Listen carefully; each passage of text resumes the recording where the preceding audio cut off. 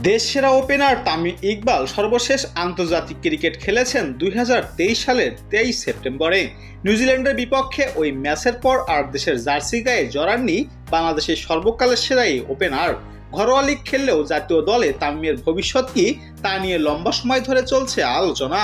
দলে ফেরার বিষয়ে নতুন বার্তা দিলেন এই তারকা ক্রিকেটার। স্পোস্টার নামে একটি ক্রীড়াভিত্তিক সংবাদ মাধ্যমকে দেওয়া একান্ত সাক্ষাৎকারে নিজের ফেরা প্রসঙ্গে তামিম বলেন, আমি যেভাবে শেষ করেছি তাতে আমি মোটেও সন্তুষ্ট নয়।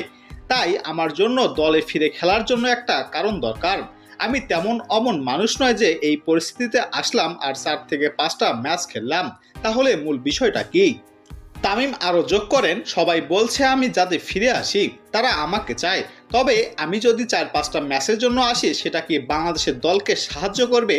যদি একটা সঠিক পরিকল্পনা থাকে যে তারা আসলে কি অর্জন করতে চায়, তাহলে হয়তো আমি বিষয়টি নিয়ে ভেবে দেখব এবং আমরা পরবর্তীতে কথা বলতে পারি। অবশ্য তামিমের বিষয়ে নিশ্চিত করতে কিছু না জানলেও তাকে হয় মাঠে না হয় বোর্ডের কোনো দায়িত্বে দেখতে চান বিসিবি সভাপতি ফারুক আহমেদ। এখন দেখায় মাঠ না বোর্ডে তামিমের পরবর্তী গন্তব্য কোথায়।